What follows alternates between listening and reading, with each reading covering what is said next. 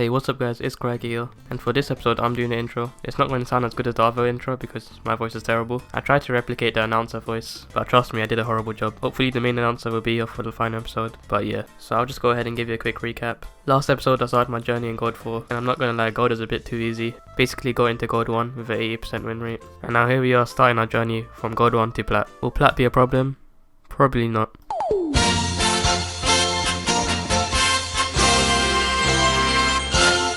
So for our first game we're laning against Irelia. This is one of the hardest matchups for Yorick. But one thing you got on your side is you're playing against Irelia main. And what's one thing all Irelia players have in common? When they see a minion low, they have to queue towards it no matter what. So for level 1, just let her push in. Some Irelia players may be more aggressive than others, but in the end of the day, they're all pushing, so they can get that lovely 5 stacks and do nothing with it. Here's me taking advantage of Irelia main's primal instinct. I see a cannon minion low right next to me, and we all know Irelia wants to queue it. So I throw my E early because I know she's going to queue towards it. Knowing I got a level advantage, I know I can win this. Another thing you should know is Irelia mains are claustrophobic, so as soon as I boxed her in, she panicked and tried to queue away and messed up her reset. At this point, the Irelia main is at his lowest mentally and he tries to run away. She did manage to escape, but like all Irelia mains, she wanted that Q reset and she went back in and died for it. Another thing Irelia mains can't comprehend is item advantages. Here I clearly have an item advantage on top of her. She only has a timer and a Sheen, whereas I've got a Ninja Tabbies, Sheen and Phage, but for some reason she thought her 5 stacks can get her the kill. To be fair, I did miss my E and she stunned me, but I did have item advantages and a level up, so it was a free kill again.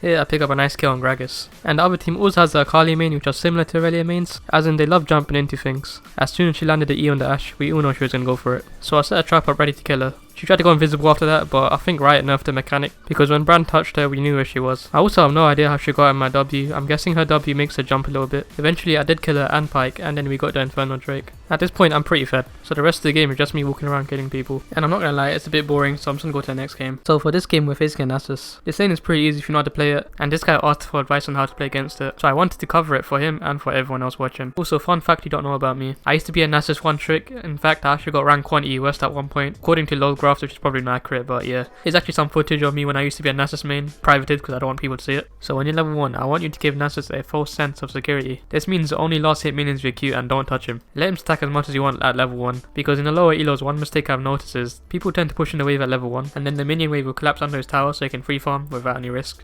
But as soon as you hit level 2 and you got some ghouls lying around with the wave pushing slightly, that's when you play aggressive.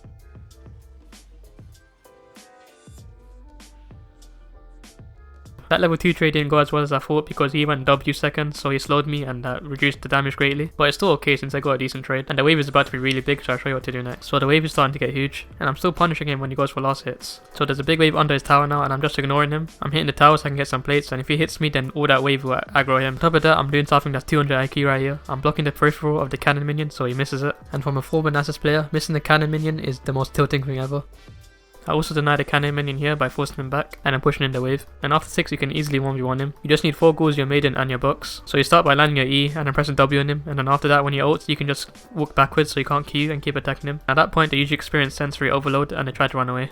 Here's an example of me punishing him when he tries to last hit a minion. I land the EWQ and he can't really go anywhere so he dies. Here's me 1v2 in Sylas and Nasus. Sylas underestimates Yorick for some reason. He uses his only escape on me so he can't really go anywhere once I box him and he's dead. You can also make Nasus completely useless in team fights. You just need to box him in so he can't really escape and everyone can kite him. This is a pretty bad example because we're so ahead so it didn't really matter.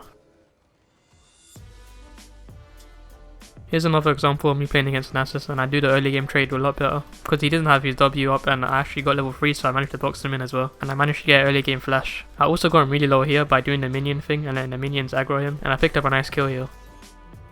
Here's another example of me punching early game Nasus. It feels so good because Nasus is easily abusable early game, and for these games I usually max out W second so I can box him in for longer. This game was a slaughter.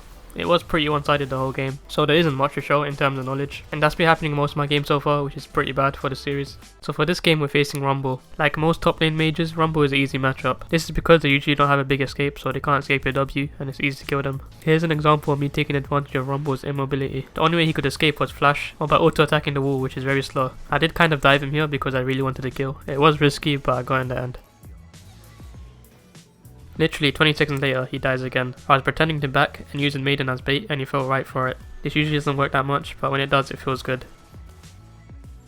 and then roam mid and pick up the easiest kill of my life. If you've been watching these last few episodes, you realize I roam a lot or I TP bot. This is really effective, especially in lower elo, because you can catch them off guard because they don't really expect someone to roam, or you can pick up some easy kills in snowball lane. Here's an example of me roaming again. I even forced TP from Rumble because he realized he's doing nothing for his team and I'm doing everything, and his team is probably flaming him at this point, which makes it even better. I pick up an easy kill and even get a double kill for Kai'Sa, and that one play arguably snowballs the whole team and we end the game before 21 minutes.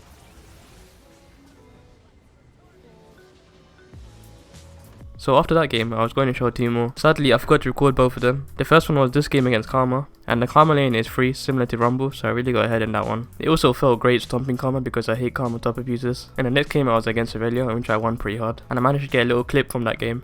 So this Irelia calls Yorick a BS champ, and what I find funny about that is she's playing Irelia while saying that. That lane was meant to be really free for her, but she played it wrong, and I wish I recorded it to show her mistakes, but unfortunately I didn't. She was also smurfing as well with a 71% win rate, but clearly I was the better smurf, so that felt good. So at the end of this episode, I finished at plat 2. Apologies, but this episode was slightly shorter than usual, due to my incompetence not being able to record when I should be. The next episode should be the final one, and once I get diamond I'll probably upload a full game commentary because someone asked for that. And I'm also uploading another series this week, so watch out for that. And before you go, I'd like to thank you guys for 100 subs. Currently at the time of recording this, I'm at 114 subs, which is pretty cool. And every time you guys interact with my channel in terms of comments, subs or likes, it makes me motivated to make more content, and I really appreciate that. And don't forget guys, I'm always reading your feedback to improve on my channel, so leave feedback if you can. I also got this recent message on League, and I really appreciate that guy. That really motivated me. So anyway guys, if you enjoyed the video, make sure to leave a like, subscribe if you want more knowledgeable content, and I'll see you in the next one.